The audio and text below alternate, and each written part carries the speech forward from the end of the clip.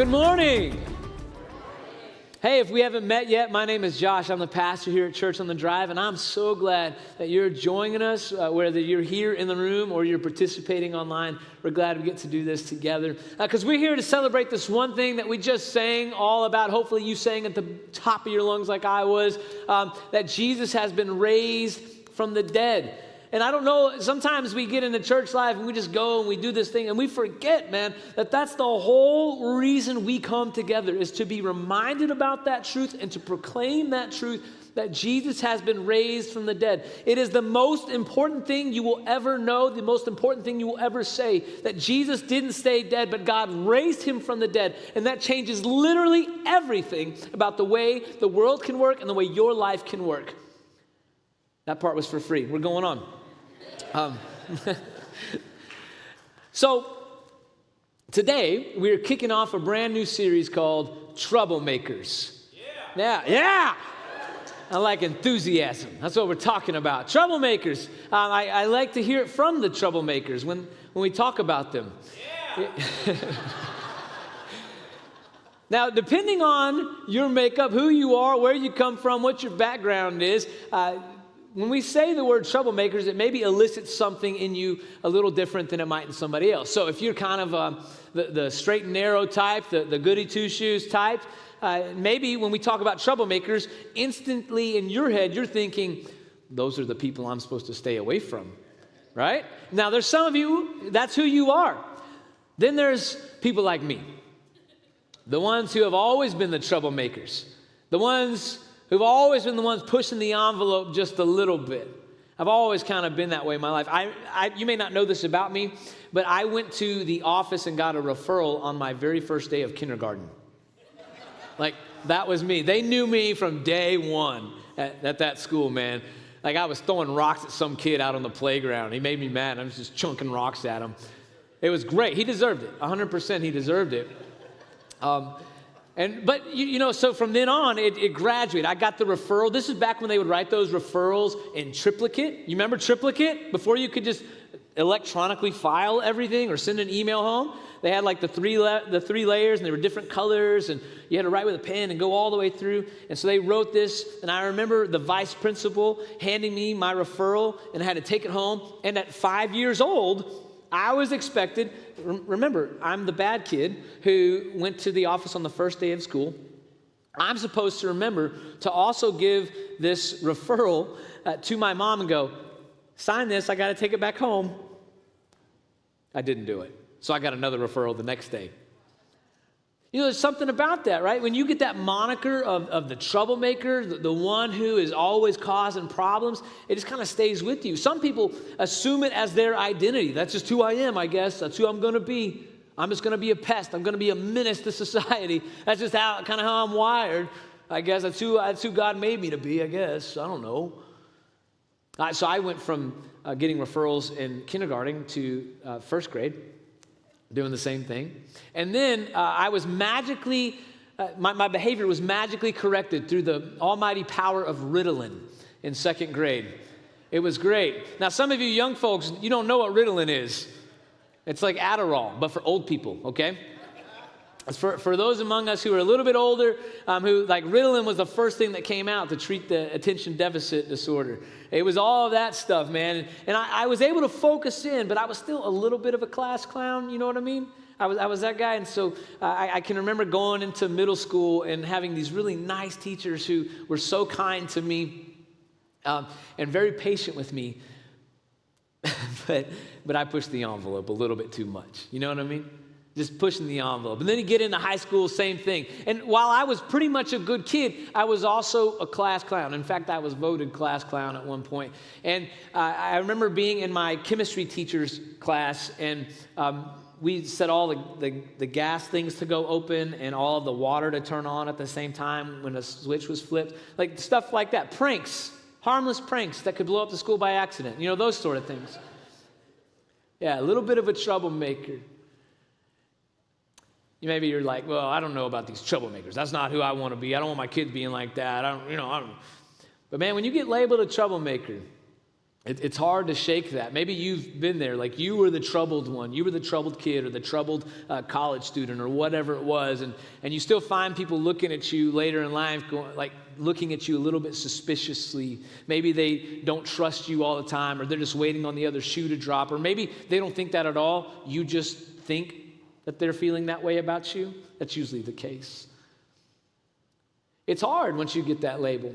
And sometimes people get that label and it's not their fault at all. In fact, they're not even troublemakers. Let me list off a few people for you who have been labeled troublemakers before, but who weren't actually being troublemakers. People like Rosa Parks.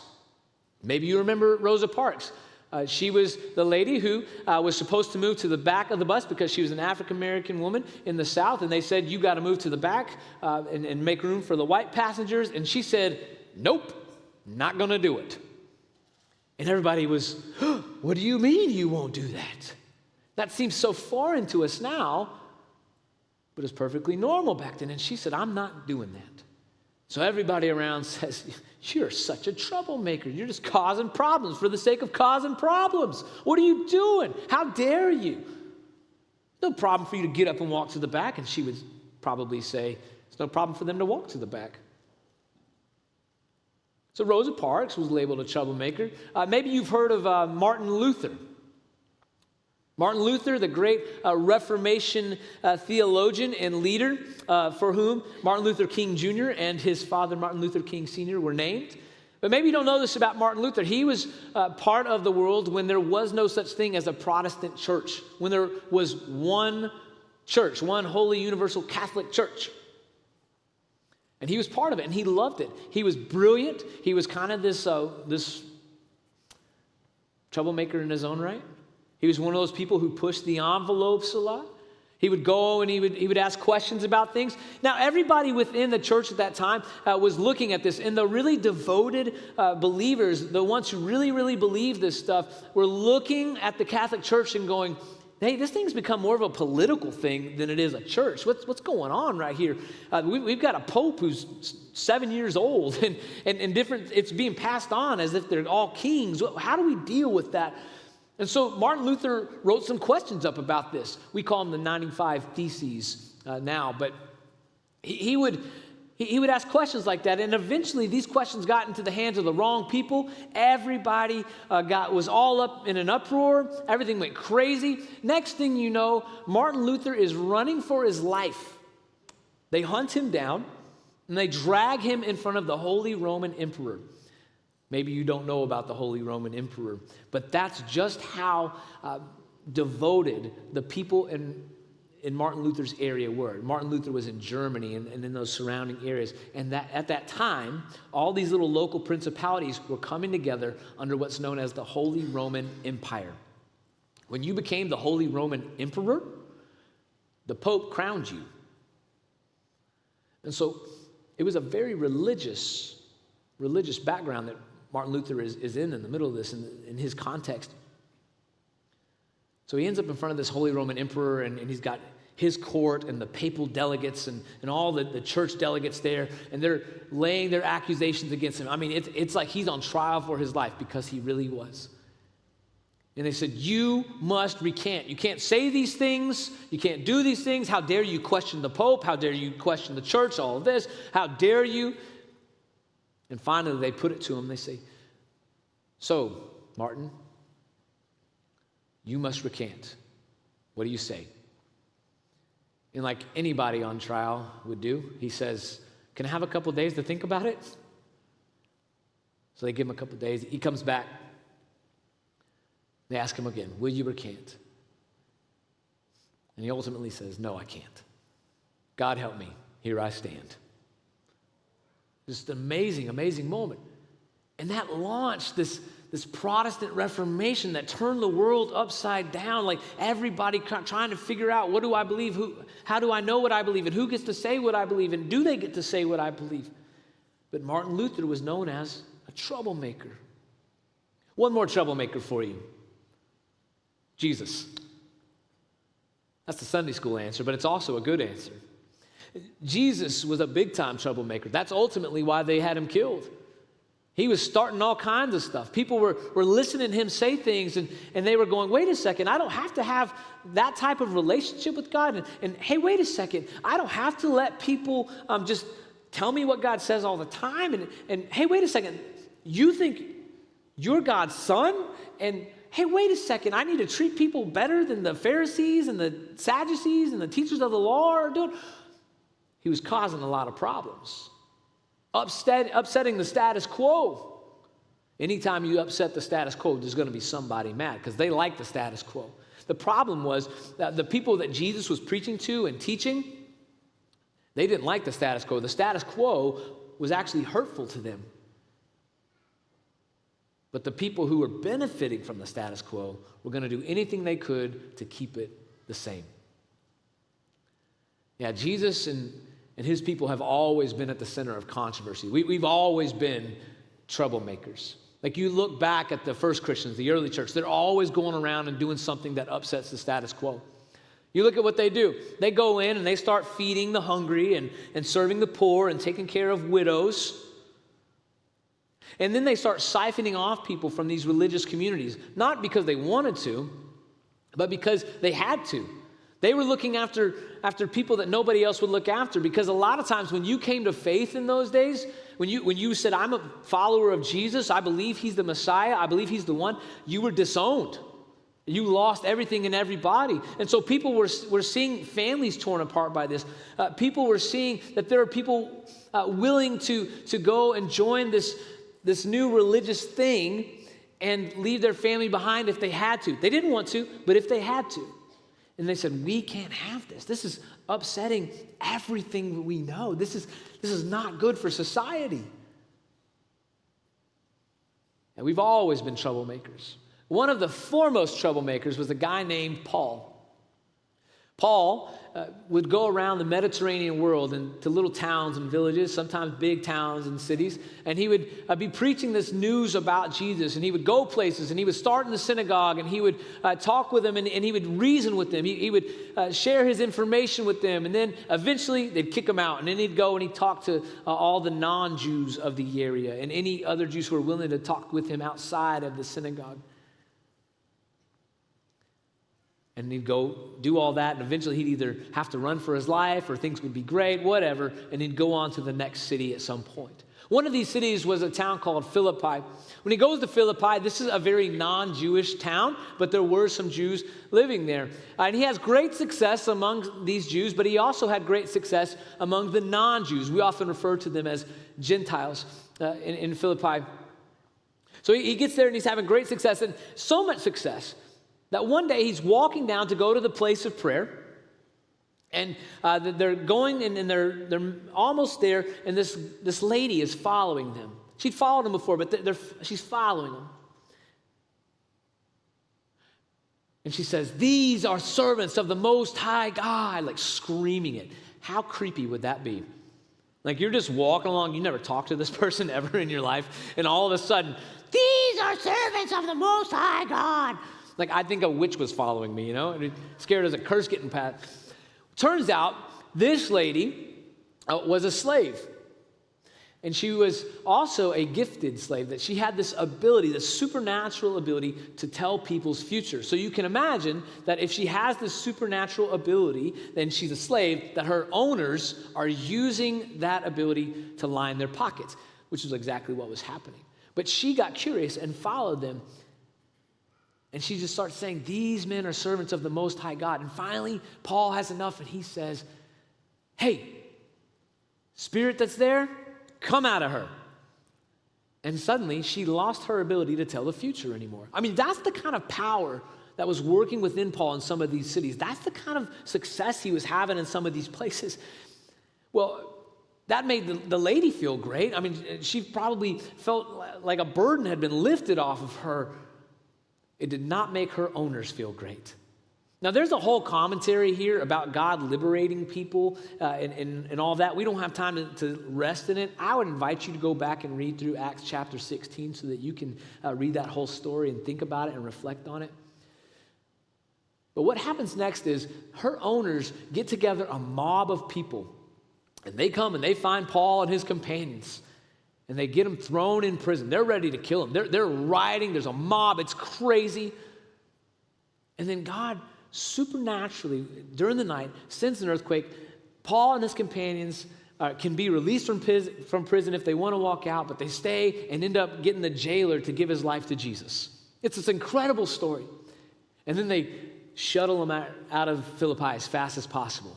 And they head directly to this place called Thessalonica. Thessalonica was the largest city in the area in Macedonia. Very important city, a lot of good stuff happening. And so Paul does what Paul always does. As was his custom, Paul went into the synagogue.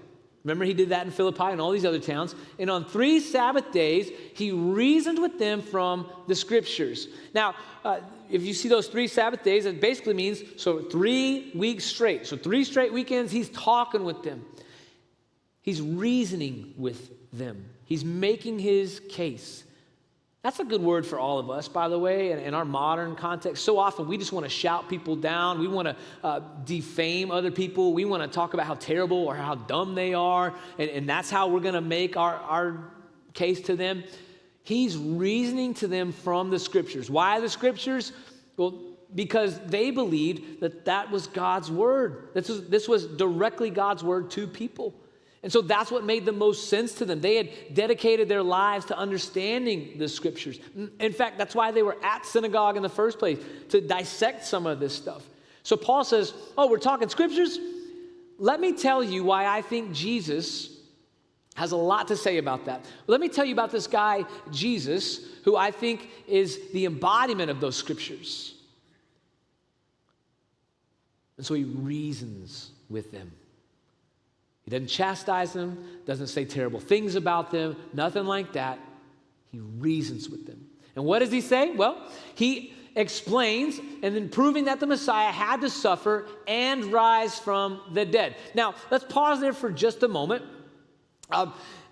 He's explaining with Scripture in a way that makes sense to them, in a way that makes a lot of sense in their context, that the Messiah had to suffer. This was a revolutionary idea. This was brand new. This idea that the Messiah would ever have to suffer. See, there had been people who had claimed to be the Messiah at different points. They all ended up suffering. And they suffered because when you claimed to be a Messiah, you were claiming to be a king, that you were setting up your own kingdom. And so they suffered because Rome wouldn't allow that. Rome wouldn't allow any rebellion or anybody trying to be king or anything like that.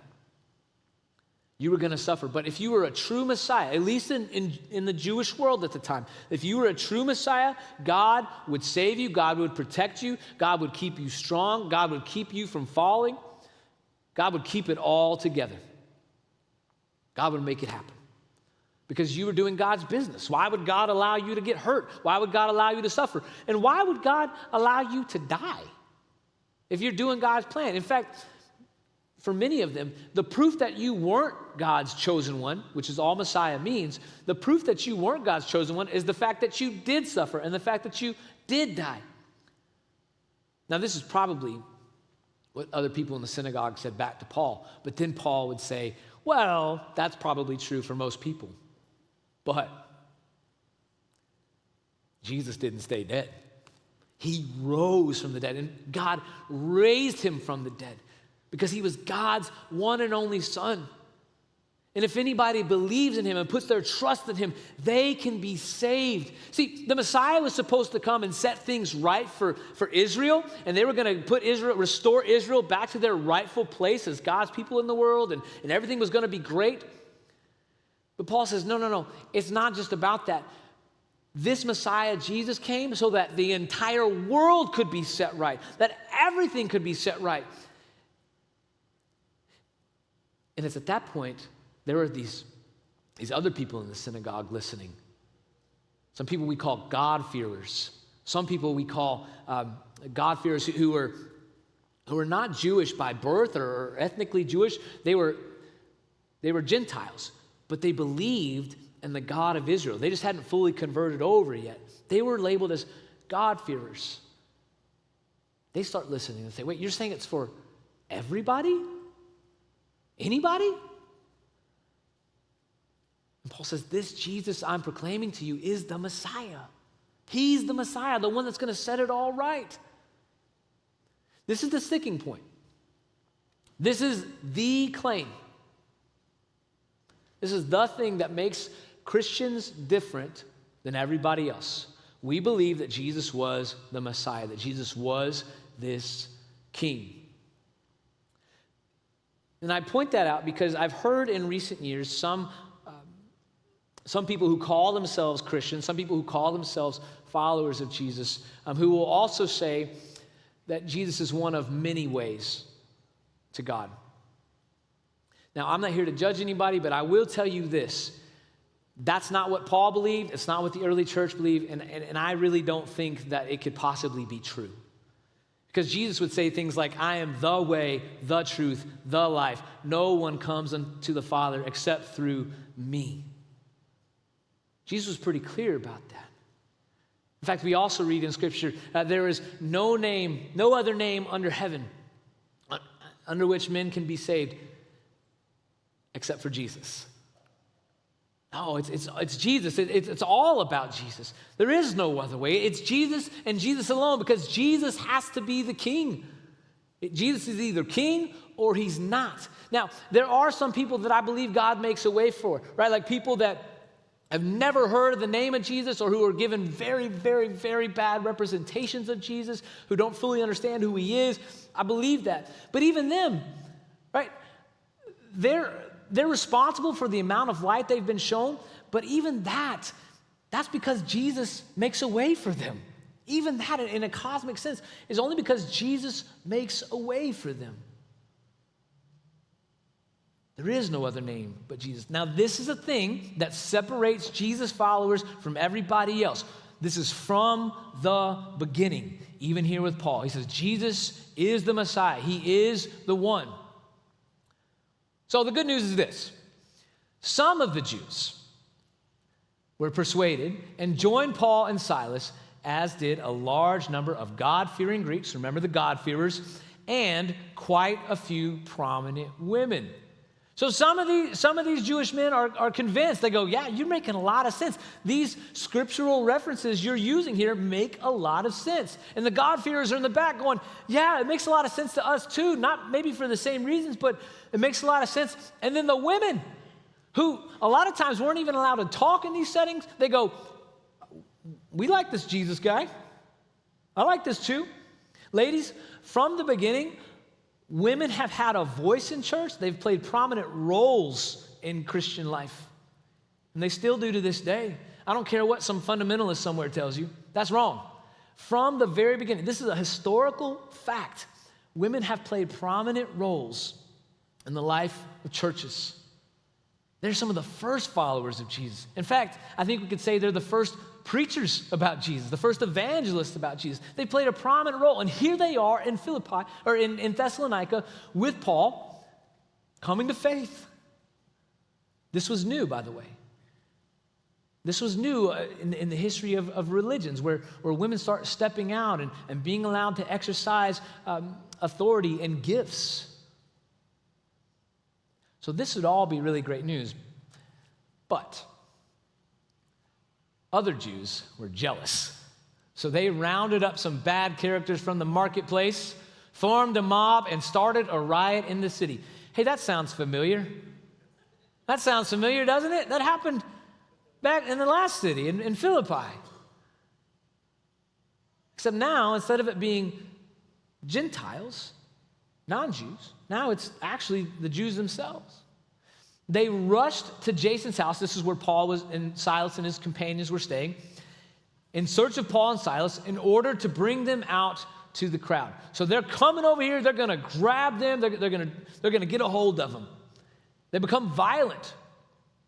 Notice who becomes violent here. It's not the Jesus followers. They don't even respond with violence. It's the people who are opposed to what God is actually doing who become violent, because they think that they have somehow got to protect the status quo, that they have somehow got to protect everything else that's going on, that these Christians are going to mess stuff up. And so they get violent. Friends, let me say this to you. The people of God don't have to get violent. We don't have to get violent. We don't have to be coercive. We don't have to put somebody at gunpoint or at knife point or whatever. We don't have to do anything like that. Our role is to let God sort it out. Our role is to pray. Our role is to love. Our role is to be good to others. We don't have to get violent in order to get our way, in order to keep the status quo. We don't have to get violent in order to make ourselves be in a place of authority. God will work all that out. So they come rushing here in search of Paul and Silas. But when they get there, they did not find them. They dragged Jason and some other believers before the city officials. So they grab Jason and say, you're the one holding them all in here, so let's just grab Jason. And they bring him before the city officials. These are the people who make all the decisions. And they're the people who are supposed to keep everything in line for Rome. That means if anybody's starting a revolution, you're going to squash it before Rome has to come in, because it's going to be bad for you if Rome has to come in. Here's what they're shouting. These men who have caused trouble all over the world have now come here. Troublemakers. Troublemakers. They're causing trouble all over the world. Remember what they did in Philippi? This one guy, Paul's been going all over the place. They're upsetting the status quo. They're doing all this stuff they shouldn't be doing. Our women folk, I sound like I'm from the 1800s, right? Our women folk are going off and they're believing this stuff. It's causing problems in marriages. This is just a mess. It's going to get worse. Families are going to be ripped apart. We got to do something about this. This isn't right. Sounds a lot like words used in 1961 with the Freedom Riders in Alabama. I don't know if you've ever heard of the Freedom Riders, but they started off in Washington, D.C. There's about 13 of them,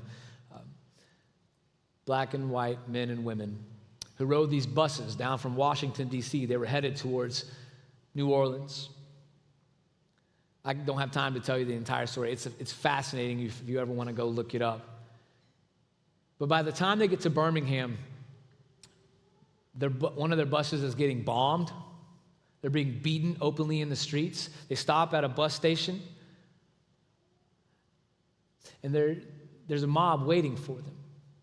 In fact, when they got to Alabama, they first went to this place called Anniston, Alabama. And as they're pulling in, the bus driver sees there's a mob waiting for them because they had heard these Freedom Riders were coming. See, what the Freedom Riders were doing was they were testing whether or not a Supreme Court decision about integration was being upheld.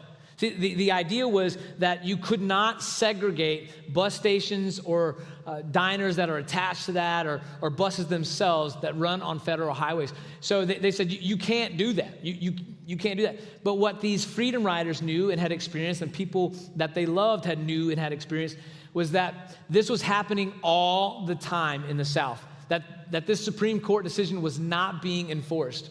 And so they said, we're going to ride a bus down there, and we're going to put our life on the line, our life and our bodies on the line, and we're going to see if this thing is actually enforced.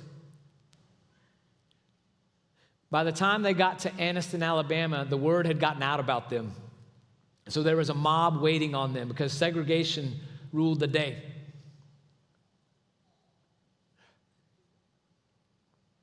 The bus driver sees the mob at the bus station and he just keeps going. He floors it past them. Well, the mob gets in their cars and chase down the bus. The bus gets a blowout in the tire, and people just get off the bus in time before somebody throws a bomb into it.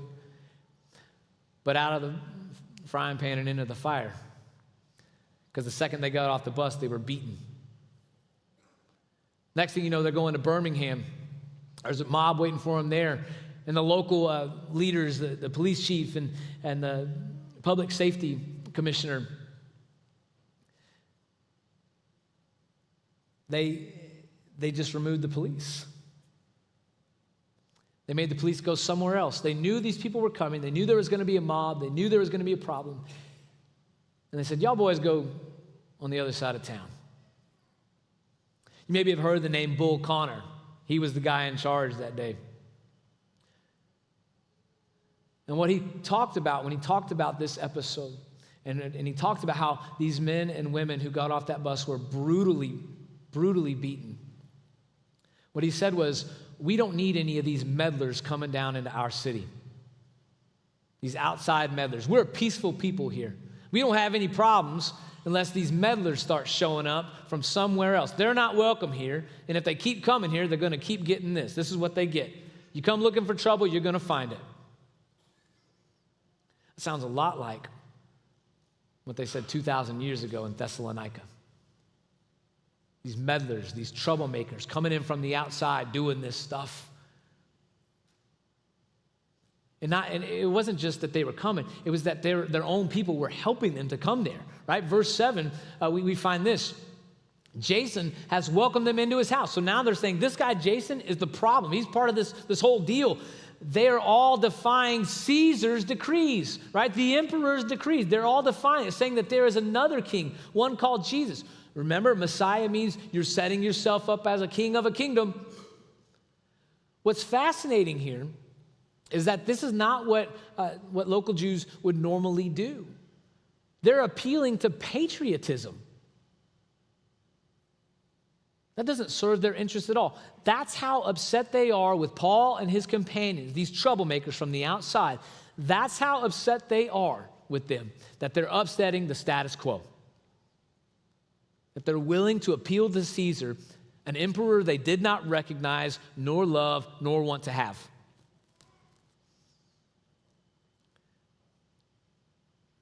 Saying that there is another king, one called Jesus. See, at issue here, the central issue here is that Jesus is claimed to be a Messiah and that his people are proclaiming that he is a Messiah, that he is this king. That will always and forever be a sticking point between the followers of Jesus and everybody else. Because when you claim that there is this person that's king, let me tell you the truth, there's always going to be somebody else who wants to be king instead. There's always going to be somebody else who wants to be in charge instead. And the same is true whether we're talking about one nation against another, or whether we're talking about a revolutionary movement, or whether we're talking about your life and somebody else trying to tell you what to do. When you proclaim that Jesus is king of your life, what you're saying is nobody else commands my destiny except for the Lord himself. That's it. I give everything I am to follow Jesus. The end. Doesn't matter what society says. Doesn't matter the pressure they put on me at work or at school or even in my family. I'm going to follow Jesus to the best of my ability.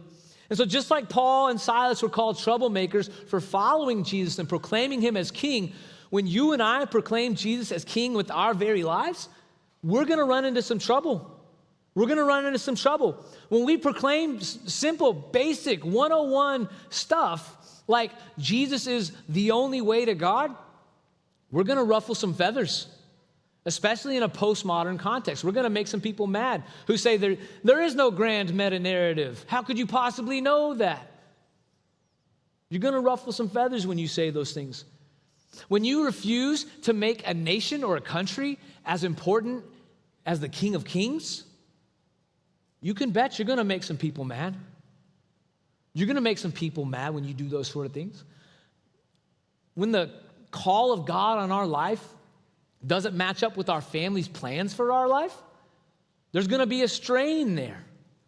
There's going to be a little bit of a problem there. And when our allegiance to Jesus causes us to support causes that are contrary to popular beliefs or norms, we're going to find a little trouble in that. Hopefully, as John Lewis, one of those freedom riders, said, some good trouble. So friends, what I want you to leave here asking yourself today is this. If your faith in Jesus isn't causing a little trouble, what are you doing? What are you even doing? If your faith in Jesus doesn't start causing a little bit of trouble, what are you even doing? It's so easy to sit back and say, I believe this thing. I intellectually assent to this idea, and to never do anything with it. But if all you ever do is think about it and think happy thoughts and, Tinkerbell and Jesus loved me somehow all mixed together, rainbows and unicorns everywhere, are you really following? I would suggest that you're not. I would suggest that you're not. Now, it can be a little bit daunting. It can be a little bit daunting to say, hey, you need to go start some trouble. I'm not saying you need to go get thrown in jail tomorrow, okay? I'm not saying go to work and get fired because you started preaching on your desk. I'm saying live your life in a way that causes a little bit of trouble. That can seem daunting because it feels like you're being pressed out on a branch on your own. But friends, can I tell you, you are not on your own. If you were to look around this room, you'd see all sorts of people who are right there with you, who love you and are committed to supporting you, who want to be there for you, who are also trying to cause a little bit of a stir everywhere that they go. The truth is, Jesus should be so wrapped up in your life because he's king of your life that you're going to have to cause a little bit of trouble because you're going to be at odds with some of the people around you who don't believe that thing about Jesus. You're not alone. So as we begin going forward out into the community, I'm going to invite you to be strengthened this morning. As our deacons make their way to the tables around here, I want y'all go ahead and start moving. These deacons are our servants. They're people who choose to serve this local family of believers. They do things all throughout the week that you don't even get to see all the time. They're people who choose to serve others. And one of the ways they serve is here in our church family. They serve this thing we call communion, or maybe you've called it the Eucharist or the Lord's Supper or whatever. We do this together as one faith family because we want to be reminded. We want to be reminded that we're not alone, that we're walking through this life together, and that God strengthens us and that God's people strengthen us. So as we go about stirring trouble, we want to remember that we're all together. So in a moment, I'm going to release you to come to get the elements for communion at one of the nearest tables to you. If you would do this, if you would approach the table from the aisles and then exit towards the walls that might clear up any traffic jams. So don't take the communion yet. We'll do that all together here in a second as the band plays. All right, you ready? Let's go.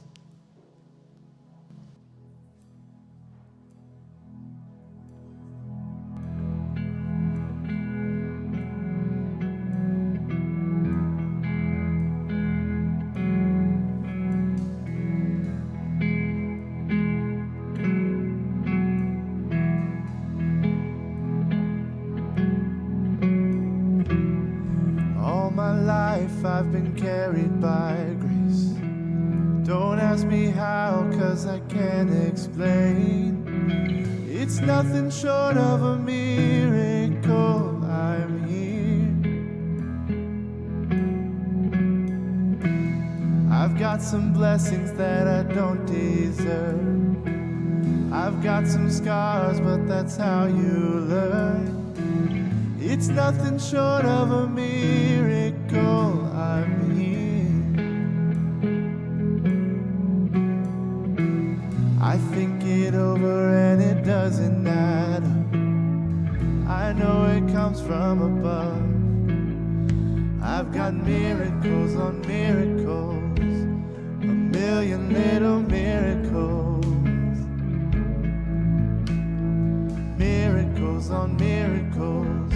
Count your miracles, 1, 2, 3, 4, I can't even count them all.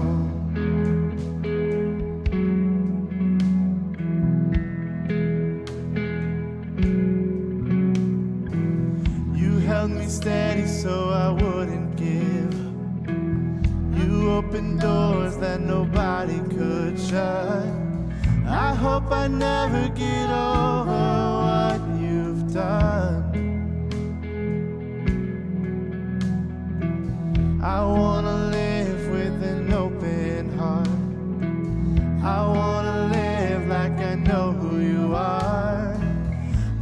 hope I never get over what you've done.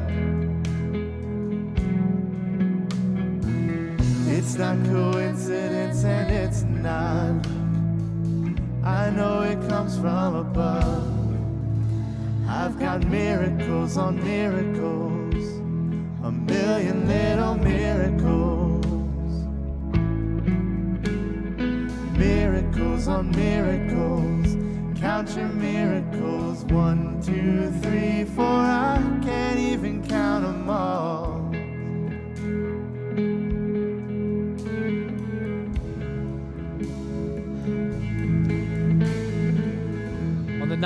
On the night that he was betrayed, Jesus gathered with his disciples in a small room, and they had this meal together, this very religious meal that they had probably taken before together, and many of them their entire lives, every year, they took this meal together. And he reached in front of them and he said, look, I want you to see this bread. You see this bread? This is my body, which is broken for you. This is my body broken for you. And as often as you eat of it, I want you to do so in remembrance of me. I wonder how many times Paul and his companions sat around eating bread, kind of like this, and said, remember when Jesus said that? Remember how they told us about Jesus saying that?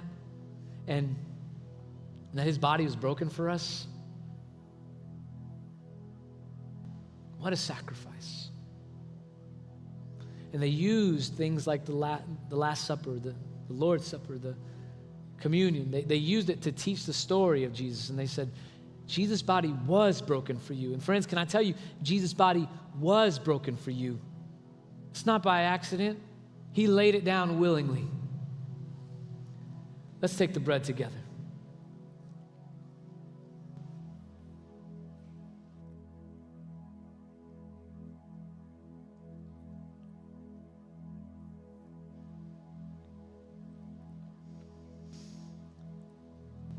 In like fashion, he reached forward and he grabbed a cup. He said, you see this drink in here? This is my body. This is my blood, which has been shed for you. And sometimes I think about that. And his blood was shed for me. The King of Kings, the Lord of Lords. His blood was shed for me. Somebody who's walked away from him a million times. Somebody who's turned his back on him, who doesn't deserve him at all. Maybe you feel the same way. Somebody who doesn't deserve it, but he did it anyways. He laid down his life willingly. His blood was shed for us, and we ought to do the same for others.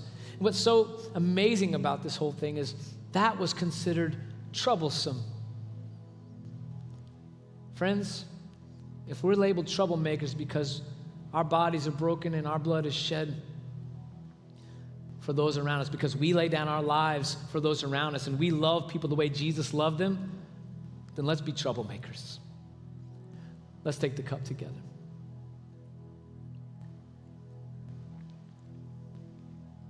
So God, we say thank you.